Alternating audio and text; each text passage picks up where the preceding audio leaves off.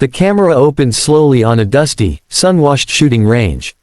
The sound of the wind whistles across the barren field. Faded flags ripple on thin metal poles. A faint echo of laughter carries across the scene. Voiceover, deep and cinematic. Some people measure skill with a stopwatch, others with a scoreboard. But sometimes, greatness hides in silence, waiting for the right moment to remind the world that respect is earned, not given. The screen cuts to a close-up, wrinkled hands adjusting a pair of old military dog tags. The camera pans upward to reveal an old veteran, his eyes worn by years of service, his posture bent but still carrying a hidden strength. His name is Henry Cole, a man who had seen the heat of war but now walked among civilians who saw him as just another forgotten soldier. The range was alive with noise that day. Young men in their 20s and 30s lined up, their modern rifles gleaming under the sun. They were weekend shooters, hobbyists, thrill seekers. Some were sons of wealthy families, others cops off duty, some just there for fun. The place smelled of gunpowder, hot brass, and the faint tang of sweat. When Henry walked in with nothing more than a weathered rifle case, the laughter started before he even took a shot. "Hey, old man, you sure you're in the right place?" One of the younger shooters called out, grinning at his friends. Another chuckled, shaking his head. "Careful, Grandpa. Don't break a hip pulling that trigger." Henry didn't respond. He simply set his rifle case on the bench, unlatched it carefully, and pulled out a rifle that looked as though it had seen better days. It wasn't sleek or polished like the others. It was an M1 Garand, wood stock scarred by time, metal dulled with use. The snickers grew louder. "You gonna fight World War II again with that thing?" someone muttered, earning another round of laughter. Henry's hands didn't shake, though the veins in them showed his age. He set the rifle down, loaded a clip with the smoothness of someone who had done it 1,000 times before, and slowly took his position.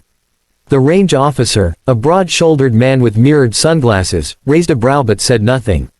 He had seen Henry before, quiet, reserved, respectful. He knew there was more to the old man than the crowd realized. The buzzer sounded. One by one, the younger shooters unleashed their rifles. Semi-automatics barked loudly, spitting brass casings onto the ground. The air filled with the smell of burning powder and the chatter of boastful voices. Holes peppered the paper targets downrange, some neat, some scattered.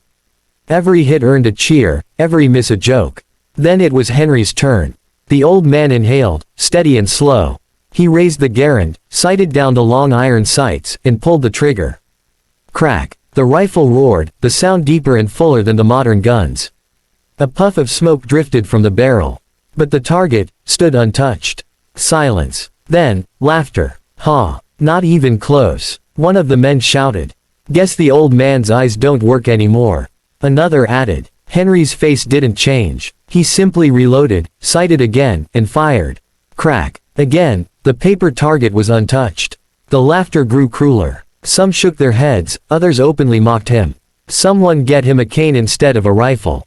He's probably aiming at the moon." Henry fired a third, a fourth, then a fifth shot. Each time, the target showed no hole. The group erupted in laughter so loud it echoed across the range. Some of them had their phones out, recording, mocking, whispering about posting it online. But the range officer didn't laugh. His trained eye noticed something subtle. The way Henry's shots weren't erratic but deliberate. The way his breathing timed perfectly with each squeeze of the trigger. The way the recoil didn't surprise him, it was all too controlled. "Hold your fire," the officer called out suddenly, raising his hand. The laughter died down as the shooters looked at him, confused. The officer walked slowly downrange, his boots crunching against the gravel. The sun glared off the sandbags as he approached Henry's target. Everyone expected to see a clean sheet of paper, untouched. But when the officer stopped behind the target, his jaw clenched. His sunglasses slid down just enough to reveal whitened eyes. There, in the thick steel plate that stood behind the paper target, were 5 perfect holes, grouped so tightly together they could have been made by a machine. The shots hadn't missed. They had gone clean through the flimsy target stand and slammed into the steel with deadly precision. The officer ran his fingers along the edges of the holes, whistling softly. Then, with a voice that carried down the entire range, he shouted. He didn't miss. The crowd fell silent. The laughter evaporated. The officer turned back, pointing at the steel. "Those rounds went straight through." Every single one. Tight grouping, dead center, he wasn't aiming at the paper. He was aiming at the heart behind it. Gasps rippled through the crowd. Faces that were grinning moments ago now looked pale, embarrassed. Some lowered their rifles, others shifted uncomfortably. Henry remained at his bench, quietly reloading his Garand. He hadn't moved, hadn't boasted, hadn't even looked at the crowd. The officer walked back and stood beside him, his voice lower now, almost reverent. "You're military, aren't you?" Henry finally spoke, his voice gravelly but calm. "Was. Long time ago." The officer nodded slowly. "Not just military. Special training." Henry's eyes flickered with memories he didn't share. "Once, maybe. Doesn't matter now. But it did matter." Everyone knew it now. The laughter was gone. In its place was silence, and respect. The rest of the day, no one dared mock the old veteran. Some approached him with timid questions, asking about his rifle, his service, his past. He answered only briefly, never boasting, never exaggerating. But the officer knew the truth. This man was no ordinary veteran. He was someone who had lived and breathed precision, who had been trained not to impress but to protect, to survive, to hit when it mattered most. And though the range was filled with modern weapons and young men eager to prove themselves, it was the old soldier, with his scarred rifle and steady hands, who had silenced them all with the truth of experience. Final cinematic outro voiceover. They laughed when the old veteran missed, but respect is not measured by cheers or jeers. It is measured by what lies behind the target, by the truth only patience and courage can reveal. Some heroes don't need applause. Their silence speaks louder than 1,000 shots. The screen fades to black, and words appear.